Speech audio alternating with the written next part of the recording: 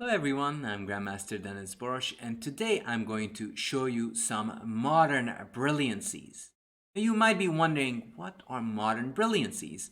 Well, it's a flash of a genius in the modern era, not even remotely close to the romantic style that has been so popular in the 1900s. And these two games are from one of the most established world champions, Vishy Anand, and the one that we're looking at first is the young talent Karthikeyan. Let's take a look. Knight f3, knight c6, bishop b5. Probably still the best move. It is called the Spanish, even though many play the Italian these days. e6, bishop a4, d3. Just making sure that there are no exchanges and keeping the position as compact as possible. 5, bishop c5, knight c3. Now, this is the new meta. White actually does not try to aim for a big center, but tries to occupy the all-important d5 square and tries to pin the knight via bishop g5. d6, knight d5, h6, just stopping this idea of bishop g5, even though giving up this d5 square. c3, castles. Now, castles is by no means a mistake. However, it does provide an opportunity for Karthikeyan to go and launch an attack. Knight takes, bishop d5, bishop d7, rook g1. And this is quite an outstanding idea, as white is aiming to go ahead and put pressure on black's king, as it has already committed itself to the king side, while white's king is rather chill in the center, as f5 ain't gonna happen soon enough. My bishop is right there to stop you. Rook e8, g4. Just going, once deciding to go for the attack, Karthikeyan does not hesitate. Queen d8, g5. Now h5 would be an interesting choice, however that runs into g6 and potential knight g5, queen h5 ideas, which are very difficult to handle. So black decided to go g6, g takes h6, king h8. Now black is down a pawn, however still has a solid position. So Karthikeyan makes sure that he develops his pieces first. Queen e2, a5, and now bishop g5, provoking some weaknesses. Now sadly for black, f6 is a must, which is never a good thing, not even in the French. Now, if black would go queen c8, however, that would lose, because bishop f6 check, king h7, knight g5 check, takes queen d2, and the king would be cut off from all the other pieces. Look at that, they're all boxed in there, and this king is just alone versus an army of white pieces on the king side. To mention, king g8 would run into h7 checkmate. So queen c8 is out of question, and f6 has to be played. Now f6 is a big weakening, as now Karthikeyan has a big target on g6. Bishop d2, knight e7, knight h4. Typical modern aggressive play. Once you see the target, you never take your eyes off it. h7 on castles c6. And seemingly all is fine for choose position, but that is not so, because there is this beautiful sacrifice of knight takes g6. And if you capture, rook takes g6. King takes, check, king h7, and even though white is down a whole rook, that does not matter, as after rook g7, queen h5, the plan of queen g6, queen h7 just snaking in through those slips and cracks is impossible to stop. Let's say c takes, queen here, it is a checkmate in 1.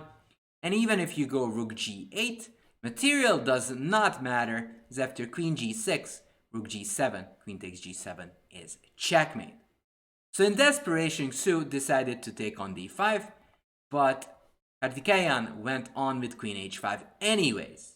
Bishop e6, knight e7, not at all greedy, just wanting to double up on the g file.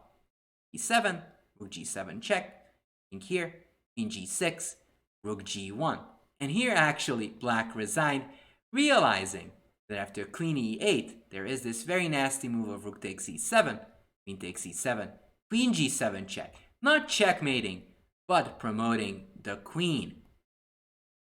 And black is gonna lose after an eventual queen g7 checkmate. So this is sort of a modern classic, if you might, because white chose a rare and creative way of attacking with this rook g1, g4, g5 idea.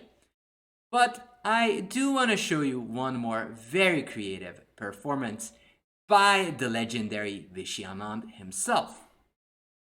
So this game was played in Zurich versus Levon Aronya. It starts off as the Spanish, but now they transpose back to the four knights. Bishop d6. Now the big move nowadays is Rubinstein's knight d4, but bishop d6 was very popular at recent times.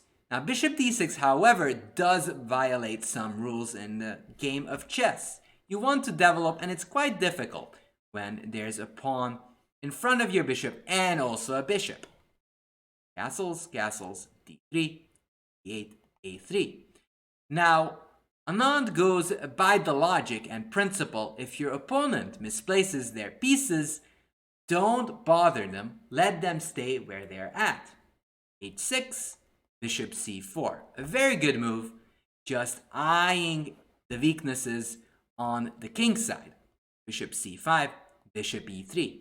And in fact, this is the best move of the game, realizing, oh, you wasted a couple of moves here with your bishop, so I'm going to exchange it off and use that tempo to activate my rook in one go. Takes, takes, e6. Now this looks like a normal position. However, white has everything that a King's Gambit player would dream of. The bishop is darting down the f7 pawn and the rook is ready to pounce as well.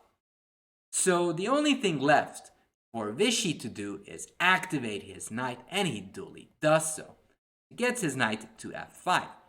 Note that there are no tactical tricks with knight takes e4, because at the end of the day, the f7 pawn is hanging, and that would lead to more material loss.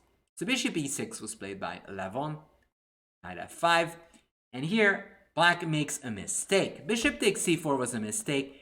This was the last chance for Levon to do the Breyer maneuver and get the knight to d7 and try to hold the position. However, bishop takes c4 was an inaccuracy. He takes c4, h7, queen f3.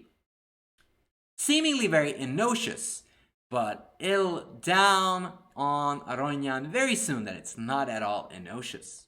Knight b8, and believe it or not, here Levon had to face knight takes h6. Now there is no g takes h6, because in that case you lose the pawn, and there is more pawns to be fallen very soon. So king takes h6 is the only move. However, Anand quickly spot that after queen h6, h3 check, there's no knight h5 because there's g4. King g6, there is this very nice little move of rook f3. Immediately setting up this checkmating pattern with queen f5, rook h3. So if knight d7, there's queen f5, here rook h3, knight h5, and rook h5 is checkmate. Probably this subtle move has kind of escaped Levon's attention, but it is already too late. Knight h5, rook f5, another hammer blow, because if you go rook h8, there's already queen g4 check, and you lose the knight. So knight f6 was played, but after queen h4, black was forced to resign, as you have no ways of defending rook g5, and if you do, there is queen h5 checkmate. Quite a miniature by Anand and Karthikeyan.